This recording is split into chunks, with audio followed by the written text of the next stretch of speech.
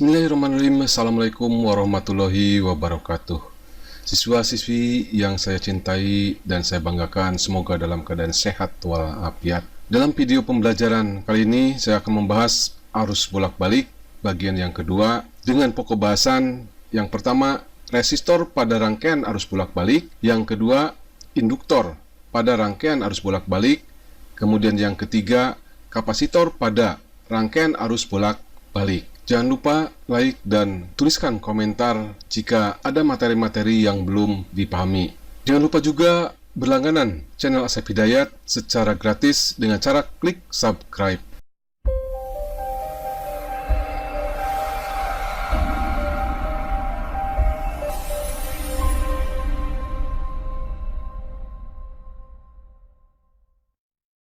Resistor, induktor, dan kapasitor dalam rangkaian arus bolak-balik. Nah, sekarang kita akan membahas bagaimana resistor, kemudian induktor itu adalah kumparan, dan kapasitor. Nah, jika dirangkaikan atau jika dihubungkan dengan sumber daripada arus bolak-balik. Nah, yang pertama, kita akan membahas resistor pada rangkaian arus bolak-balik, atau resistor yang dihubungkan dengan sumber daripada arus bolak-balik. Ketika sebuah resistor dihubungkan dengan sumber tegangan bolak-balik atau generator bolak-balik seperti diperlihatkan pada gambar, ini adalah lambang daripada sumber tegangan atau sumber arus bolak-balik atau generator bolak-balik. Kemudian ini adalah hambatan, maka arus listrik akan mengalir melalui resistor, dan tegangan pada resistor sama dengan tegangan sumber, yaitu PR sama dengan Pi max sin omega T. Jadi jika hambatan ini dihubungkan dengan sumber tegangan, maka arus listrik ini akan mengalir pada resistor, dan tegangan pada ujung-ujung resistor ini sama dengan tegangan daripada sumber tegangan bolak-balik. Kita anggap di sini hambatan dalam dari generator dianggap sama dengan 0. Jadi tegangan pada resistor sama dengan tegangan sumber, yang besarnya dirumuskan PR sama dengan Pi max sin omega T. Nah, di sini PR itu adalah tegangan sesaat, kemudian Pi max ini adalah tegangan maksimum. Nah, kemudian perlu diketahui juga bahwa dalam arus bolak-balik itu ada 4 harga tegangan dan 4 harga arus, yaitu tegangan sesaat, tegangan maksimum, tegangan efektif, dan tegangan rata-rata. Demikian juga arus listrik. Ada arus sesaat, ada arus maksimum, kemudian ada arus efektif, dan ada arus rata-rata. Kemudian berikutnya, berdasarkan hukum Ohm, arus yang mengalir melalui resistor adalah PR sama dengan IR kali R. PR ini adalah tegangan sesaat, maka kuat arusnya juga harus merupakan kuat arus sesaat kali R. Atau hukum Ohm bisa juga dituliskan Pi max itu sama dengan I max kali R. Jadi kalau tegangannya maksimum, kuat arusnya juga maksimum.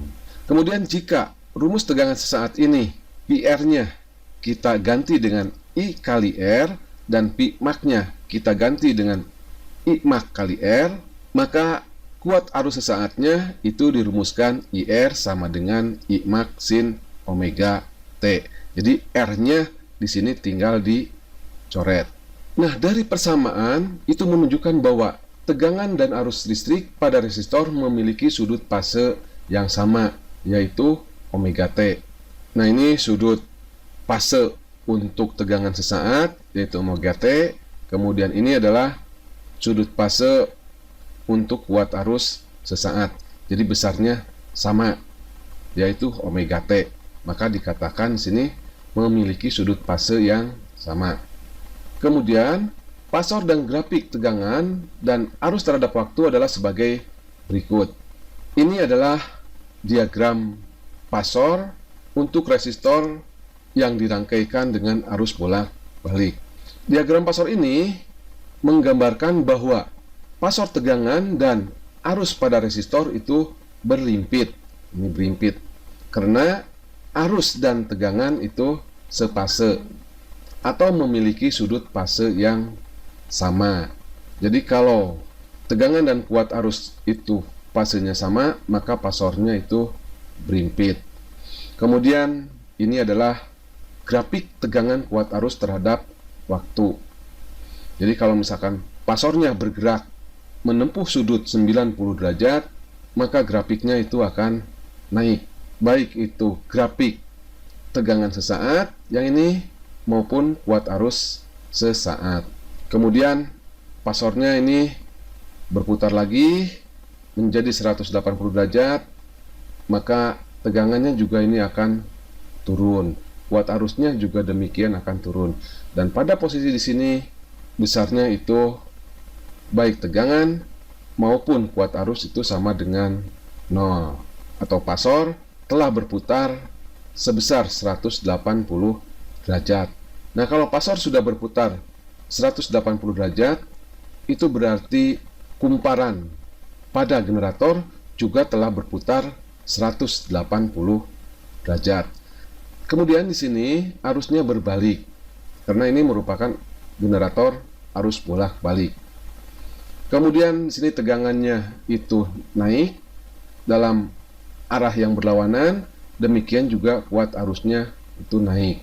Pasor di sini sudah berputar sebesar 270 derajat. Kemudian ketika pasor berputar lagi menjadi 360 derajat, maka di sini kuat arus itu akan mengecil, nah tegangan juga akan mengecil. Kemudian di sini kuat arus maupun tegangan besarnya itu sama dengan 0. Dan sini pasor sudah berputar satu putaran, atau kumparan dari generator itu sudah berputar sebanyak satu putaran. Nah, waktu yang diperlukan untuk satu putaran dinamakan dengan periode. Kemudian untuk grafik yang ini adalah putaran yang kedua dan seterusnya. Jadi grafik tegangan atau kuat arus terhadap waktu, nah di sini berbentuk grafik sinusoida dan grafiknya ini sefase. Artinya tegangan dan kuat arus muncul secara bersama-sama. Itu makna daripada tegangan dan kuat arus itu sefase.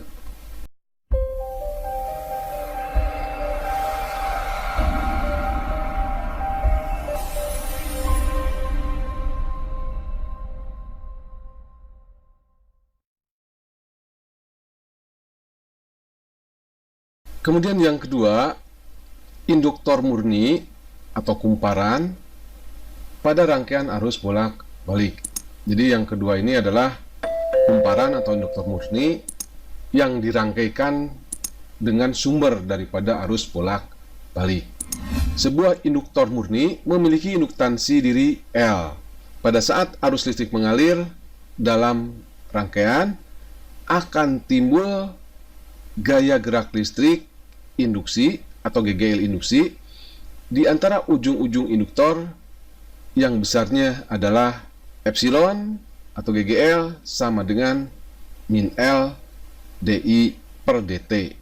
Nah, yang perlu diketahui di sini ada induktor murni. Nah, induktor murni ini adalah kumparan yang memiliki induktansi. Nah, untuk pengertian induktansi diri, silakan kalian buka kembali video pembelajaran induksi elektromagnetik bagian yang kedua. Nah, pada saat arus listrik mengalir dalam rangkaian, akan timbul GGL induktansi diri di antara ujung-ujung induktor yang besarnya itu adalah E sama dengan min dI dt. Ini adalah kumparan yang memiliki induktansi diri L.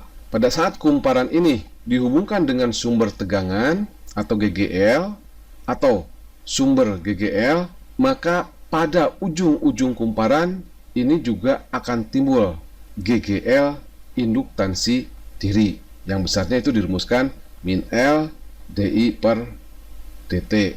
Untuk pengertian induktansi diri, silakan kalian buka lagi video pembelajaran induksi elektromagnetik bagian yang kedua.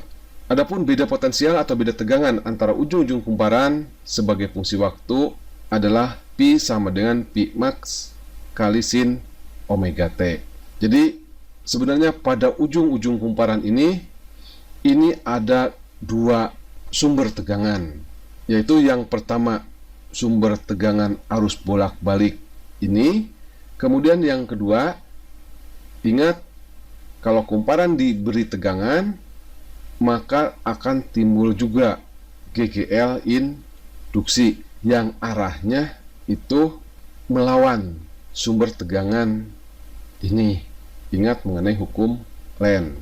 Jadi pada rangkaian ini, selain ada sumber tegangan arus bolak-balik ini, di ujung-ujung kumparan ini juga akan timbul yang dinamakan dengan GGL induksi diri, yang arahnya atau yang GGL-nya itu berlawanan dengan sumber arus bolak-balik. Nah, jika kita perhatikan rangkaian arus bolak-balik dalam rangkaian tersebut, itu merupakan rangkaian tertutup. Jadi ini merupakan rangkaian tertutup dan berlaku hukum 2 Kirchhoff. Hukum 2 Kirchhoff itu menyatakan bahwa jumlah I kali R ditambah jumlah GGL itu sama dengan 0. Nah, oleh karena dalam rangkaian tersebut resistor murni tidak ada, jadi di sini tidak ada resistor, maka nilai R-nya sama dengan 0. Jadi nilai R ini sama dengan 0, maka diperoleh persamaan kuat arus sebagai berikut.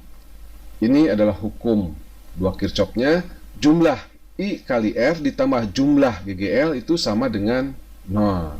Dan di sini I kali R ditambah GGL sumber itu ini ditambah, nah ini GGL sumber lagi, nah tapi ini sumbernya berasal dari GGL induktansi diri. Besarnya itu sama dengan 0. I kali R-nya, karena R-nya tidak ada, besarnya itu sama dengan 0. Kemudian E sumbernya ini, yang besarnya itu adalah pi maksimum sin omega T. Kemudian E sumber yang kedua yaitu GGL induktansi diri, yang besarnya itu dirumuskan min L kali DI per DT sama dengan 0. Kemudian ini kita pindah ruaskan dari negatif menjadi positif, atau boleh juga ditulis LDI DT sama dengan pi maksimum sin omega T, atau ini tinggal dikalikan silang saja ya. Jadi DI itu sama dengan, jadi L-nya dikalikan silang sini, DT-nya disinikan, itu sama dengan pi maksimum dibagi dengan L kali sin omega T kali DT. Nah, dari rumus ini kita akan mendapatkan rumus persamaan kuat arus yang mengalir pada kumparan, yaitu dengan cara ruas kiri dan ruas kanan itu diintegralkan. Jadi integral DI itu sama dengan, ini diintegralkannya terhadap waktu, jadi pi max per L ini kita anggap sebagai konstanta karena waktunya ada dalam sin omega T. Jadi integral sin omega T dt. Integral DI, ingat ini dalam matematika itu besarnya sama dengan I. Kemudian integral sin omega T itu sama dengan 1 per omega. Jadi integral omega T-nya ini 1 per omega. Kemudian integral sin omega T itu sama dengan min cos omega T. Jadi sini I itu sama dengan pi maksimum dibagi omega L.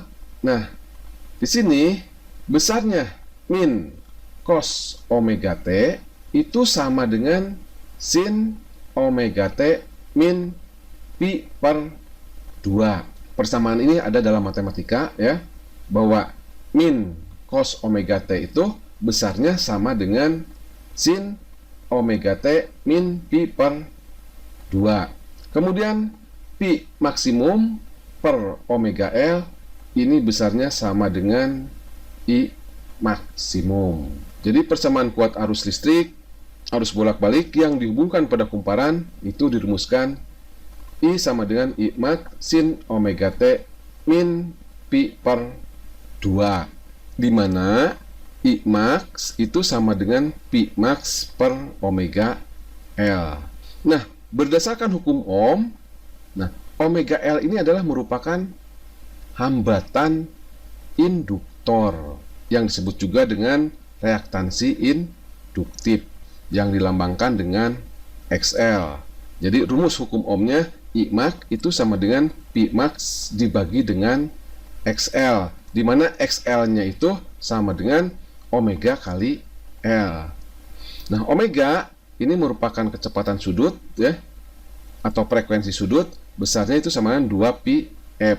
Jadi besarnya reaktansi induktif XL itu dirumuskan 2πf kali L. Jadi XL ini adalah reaktansi induktif atau hambatan induktor ya. Kalau hambatan satuannya itu ohm atau dilambangkan omega. Kemudian omega ini sama dengan kecepatan sudut atau dinamakan juga dengan frekuensi sudut atau frekuensi anguler. Nah, satuannya itu adalah radian per sekon. Kemudian L itu adalah induktansi diri, satuannya Henry. Kemudian F itu adalah frekuensi putaran kumparan. Nah, kalau frekuensi satuannya itu adalah Hertz. Nah, dengan mengamati hubungan persamaan tegangan dan kuat arus listrik, nah ini persamaan tegangan sesaatnya, kemudian ini adalah persamaan kuat arusnya yang diturunkan tadi. Nah, diketahui perbedaan fase antara tegangan dan kuat arus listrik yang melalui rangkaian induktor tersebut sebesar Pi per 2 dengan sudut fase arus tertinggal. Nah, karena di sini min ya, di arus tertinggal Pi per 2 radian dari sudut fase tegangan. Jadi pada rangkaian induktor murni yang dihubungkan dengan sumber arus bolak-balik, antara tegangan dan kuat arus ini nggak kompak, nggak sepase. Tapi di sini kuat arus itu tertinggal sebesar 90 derajat atau sebesar Pi per 2.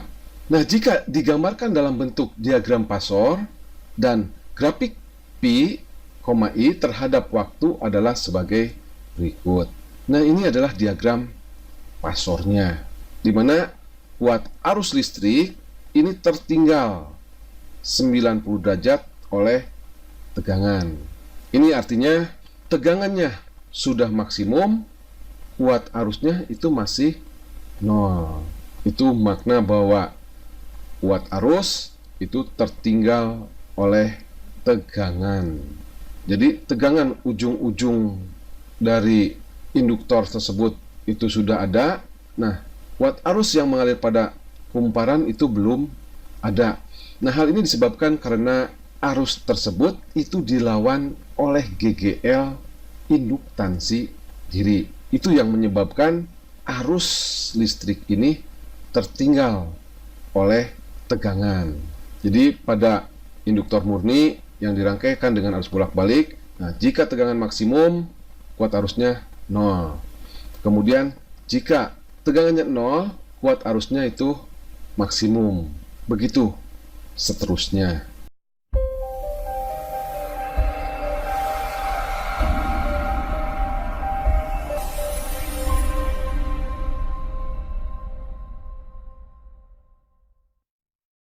Kemudian yang ketiga yaitu kapasitor pada rangkaian arus bolak-balik. Atau di sini kapasitor dirangkaikan dengan arus bolak-balik. Sebuah kapasitor memiliki kapasitas C.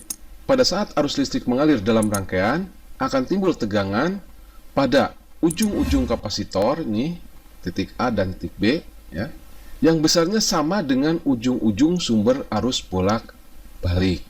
Kita anggap di sini hambatan dalam dari sumber arus bolak-balik itu besarnya sama dengan 0.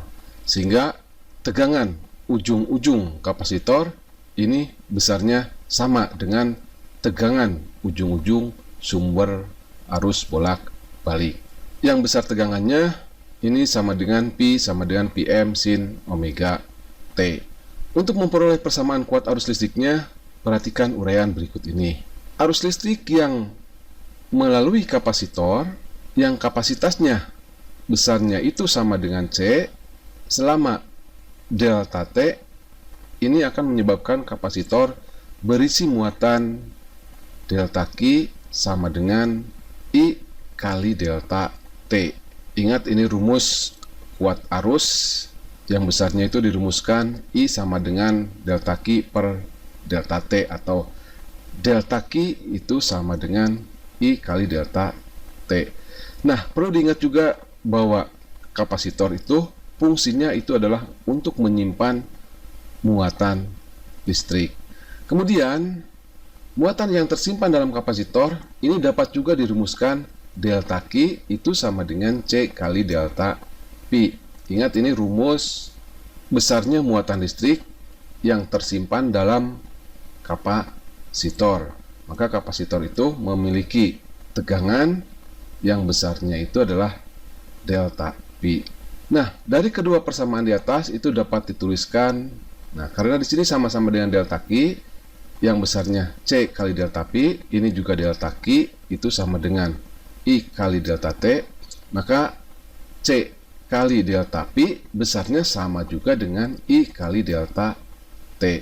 Jika selang waktunya sangat kecil, dapat juga dituliskan C kali delta P itu sama dengan I kali delta T. Nah, di sini yang dimaksud dengan selang waktu yang sangat kecil itu waktu pengisian muatan listrik pada kapasitor dari sumber tegangan bolak-balik, atau boleh juga dituliskan ini dibalik, I dt itu sama dengan C dp, atau I sama dengan C dp dt. Nah, Pi-nya itu besarnya Pm sin omega T. Maka besarnya I itu dapat juga dituliskan I sama dengan C dp maksimum kali sin omega T per dt. Nah, kalau melihat rumus ini bahwa besarnya I ini merupakan turunan tegangan sesaat terhadap waktu. Nah, karena waktunya itu ada dalam sin omega T, maka Pm ini dianggap konstanta, jadi bisa dikeluarkan. Jadi, turunan sin omega T terhadap T itu besarnya itu sama dengan cos omega T. Nah, di sini Pm kali omega kali C itu besarnya sama dengan I maksimum. Dan ini cos omega T ini dalam matematika ya, besarnya itu sama juga dengan sin dalam kurung omega T plus Pi per 2. Jadi besar persamaan kuat arusnya bisa dituliskan Im kali sin omega T plus Pi per 2, di mana Im itu sama dengan Pm kali omega C, atau Im sama dengan Pm per Xc, di mana Xc ini sama juga dengan hambatan daripada kapasitor, atau dinamakan juga dengan reaktansi kapasitif. Besarnya Xc itu sama dengan 1 per omega C. Jadi Im sama dengan Pm dibagi dengan 1 per omega C itu sama dengan Im sama dengan Pm kali omega C. Dan ini adalah merupakan rumus daripada hukum Ohm untuk rangkaian kapasitor pada arus bolak-balik. Kemudian berikutnya, nah tadi menurut hukum Ohm bahwa 1 per omega C ini merupakan nilai hambatan kapasitor yang dinamakan juga dengan reaktansi kapasitif atau dilambangkan dengan Xc, dan ditulis Xc itu sama dengan 1 per omega C. Omeganya itu besarnya sama dengan 2 Pf kali C. Jadi Xc sama dengan 1 per 2 Pf kali C. Keterangannya di sini Xc itu sama dengan reaktansi kapasitif atau sama dengan hambatan kapasitor. Satuannya itu adalah ohm atau dilambangkan dengan omega. Kemudian ini juga lambang omega ya, sama dengan kecepatan sudut atau frekuensi sudut atau frekuensi anguler ya. Satuannya adalah radian per sekon. Kemudian C itu adalah kapasitas kapasitor, satuannya dalam farad atau biasa dilambangkan dengan F. Kemudian F-nya itu sama dengan frekuensi putaran kumparan generator AC. Nah, kalau frekuensi satuannya itu adalah Hertz. Dengan mengamati hubungan persamaan tegangan dan kuat arus, ini adalah rumus tegangan sesaat pada rangkaian kapasitor dengan arus bolak-balik yang dirumuskan Pi sama dengan Pi mak kali sin omega T. Dan ini adalah rumus kuat arus sesaat pada rangkaian kapasitor yang dirangkaikan dengan arus bolak-balik yang dirumuskan I sama dengan I mak kali sin omega T plus Pi per 2. Nah, dari persamaan ini diketahui perbedaan fase antara tegangan dan kuat arus listrik yang melalui rangkaian tersebut sebesar Pi per 2 dengan sudut fase arus mendahului, nah di sini mendahului karena plus ya, sebesar Pi per 2 radian dari sudut fase tegangan. Jadi jika digambarkan dalam bentuk diagram Pasor dan grafik Pi, I terhadap waktu adalah sebagai berikut. Nah, ini diagram Pasornya ya, di mana tegangan ini tertinggal oleh kuat arus listrik atau kuat arus listrik mendahului tegangan. Nah, kalau digambarkan grafiknya itu adalah seperti ini. Jadi di sini pada saat I-nya maksimum, tegangannya itu masih 0. Jadi ini merupakan kebalikan dari rangkaian induktor pada rangkaian arus bolak-balik. Nah, kalau melihat dari grafik tersebut, yaitu jika I-nya itu maksimum, GGL-nya itu 0. Dan jika GGL-nya itu maksimum, I-nya itu 0. Dan terus selanjutnya seperti itu secara bergantian.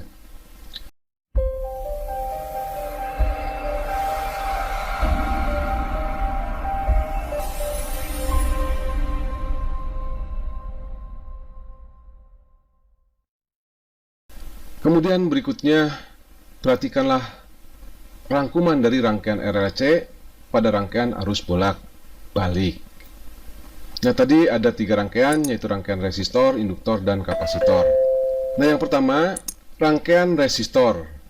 Hambatannya itu dinamakan dengan R, atau reaktansinya dinamakan dengan R. Kemudian hukum ohmnya itu dirumuskan Pi sama dengan I kali R. Kemudian sifat rangkaian, yaitu antara tegangan dan kuat arus itu sefase. Kemudian bentuk persamaan kuat arus untuk Pi sama dengan Pm sin omega T. Di sini I sama dengan I mak sin omega T. Kemudian yang kedua, rangkaian induktor dengan arus bolak-balik. Hambatan induktor itu dirumuskan XL sama dengan omega L. Kemudian hukum ohmnya Pi sama dengan I kali XL. Nah, sifat rangkaiannya di sini I tertinggal oleh tegangan sebesar Pi per 2 atau 90 derajat atau Pi per 2 radian. Nah, persamaan kuat arusnya itu sama dengan I maksimum sin omega T min Pi per 2. Jadi di sini kuat arus tertinggal sebesar 90 derajat. Kemudian yang ketiga, rangkaian kapasitor dengan arus bolak-balik. Hambatan daripada kapasitor itu dilambangkan dengan XC yang besarnya sama dengan 1 per omega C. Kemudian hukum ohmnya Pi sama dengan 1 per XC. Nah, di sini sifat rangkaiannya yaitu kuat arus mendahului tegangan sebesar Pi per 2 radian atau 90 derajat. Kemudian persamaan kuat arusnya itu dirumuskan I sama dengan I mak kali sin omega T plus Pi per 2. Jadi di sini kuat arus mendahului tegangan sebesar Pi per 2 radian. Kemudian dapat juga ditulis bentuk persamaan Pi untuk I sama dengan Im sin omega T. Jadi di sininya rumus-rumus tegangan sesaat. Yang penting sifat daripada persamaan kuat arus dan tegangan di sini harus sama. Untuk lebih memahami materi ini, mari kita berlatih soal. Soal nomor 1. Sebuah kapasitor dengan kapasitas 10 mikrofarad dihubungkan dengan generator AC. Tegangan yang dihasilkan generator memenuhi persamaan Pi sama dengan 120 akar 2 sin 120 Pt. Tentukan A. Reaktansi kapasitif dari kapasitor tersebut, dan B. Arus efektif yang mengalir dalam rangkaian. Dari soal itu diketahui persamaan tegangan, yaitu Pi sama dengan 120 akar 2 sin 120 Pt. Kemudian kapasitas kapasitornya itu sama dengan 10 mikrofarad atau sama dengan 1 kali 10 pangkat min 5 farad. Ingat bahwa 1 mikrofarad itu sama dengan 10 pangkat min 6. Ditanyakan yang A adalah XC atau reaktansi kapasitif dari kapasitor atau hambatan kapasitor. Kemudian yang B adalah kuat arus efektifnya. Kita langsung jawab saja. Nah, yang pertama tadi yang ditanyakan itu adalah hambatan daripada kapasitor atau reaktansi kapasitif dari kapasitor. Yang besarnya itu dirumuskan XC sama dengan 1 per omega C. Nah, dari persamaan tegangan bahwa Pi sama dengan 120 akar 2 sin 120 Pt. Nah, dari persamaan tegangan ini, yang 120 akar 2 ini adalah merupakan Pi maksimum. Kemudian yang 120 Pi ini adalah omega atau kecepatan sudut. Jadi di sini omeganya sama dengan 120 Pi. Nah, Pi-nya itu besarnya 3,14. Awas, Pi-nya di sini bukan 180. Karena bukan di hadapan sinus. Nah, kalau di hadapan sinus atau kosinus, Pi-nya itu nilainya itu adalah 180. Jadi di sini nilai Pi itu besarnya 3,14. 120 kali 3,14 sama dengan 376,8 radian per sekon. Kemudian Pi max-nya itu tadi besarnya 120 akar 3. Nah, kita tinggal memasukkan saja XC itu sama dengan 1 per omega C. XC sama dengan 1, omega C-nya besarnya sama dengan 376,8. Kemudian C-nya itu sama dengan 1 kali 10 pangkat min 5. Kemudian 10 pangkat min 5-nya ini dikeataskan. Jadi nilainya itu jadi positif. Atau 1 kali 10 pangkat 5 ini sama juga dengan 100.000 dibagi 376,8 itu besarnya 265 ohm. Ini merupakan pembulatan. Kemudian yang B, nah yang ditanyakan itu adalah kuat arus efektif yang mengalir dalam rangkaian. Nah, kuat arus efektif ini dari hukum Ohm dirumuskan I efektif itu sama dengan Pi efektif dikalikan dengan XC. Nah, untuk mencari I efektif kita cari dulu besarnya Pi efektif. Nah, Pi efektif itu dirumuskan Pi maksimum dibagi dengan akar 2.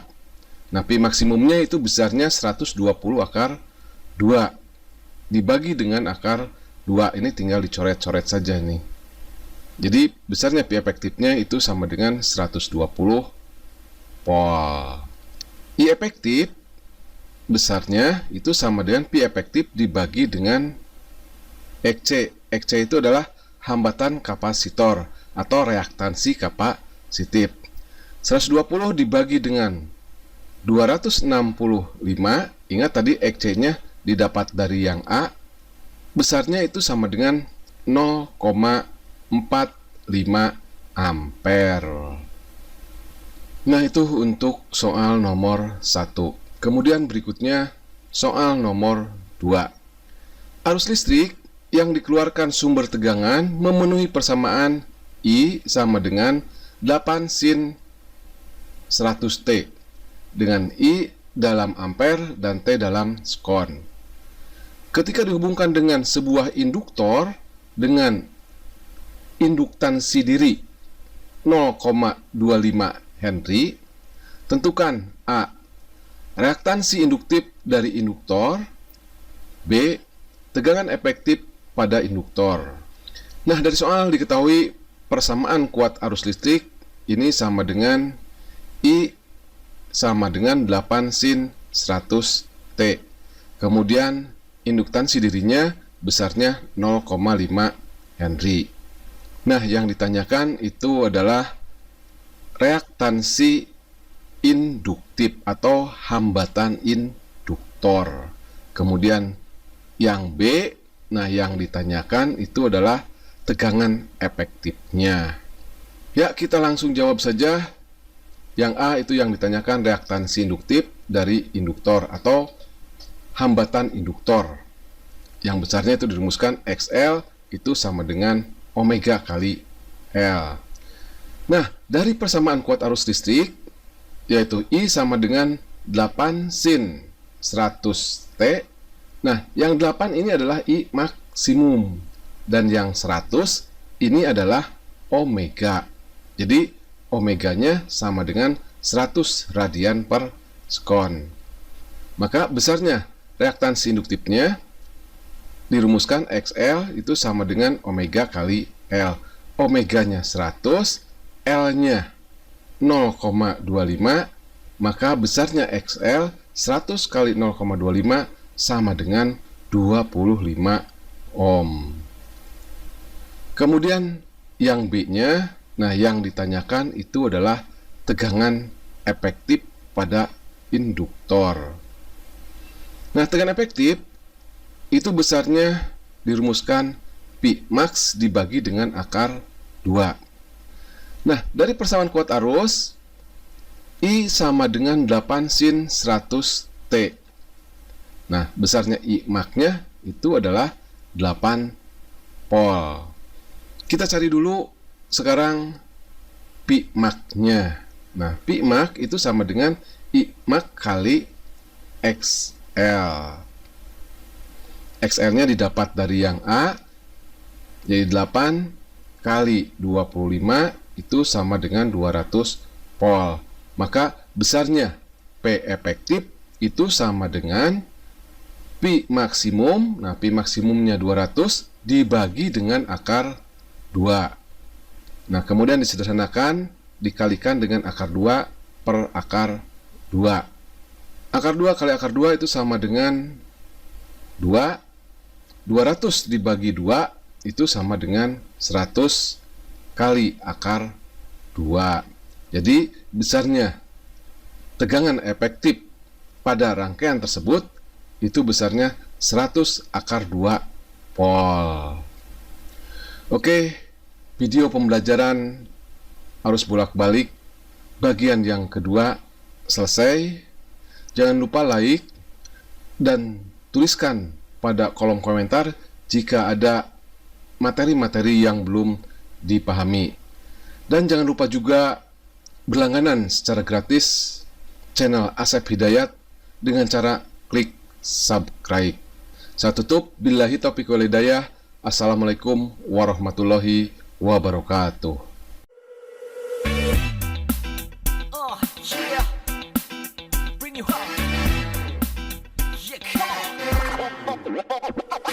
Yeah.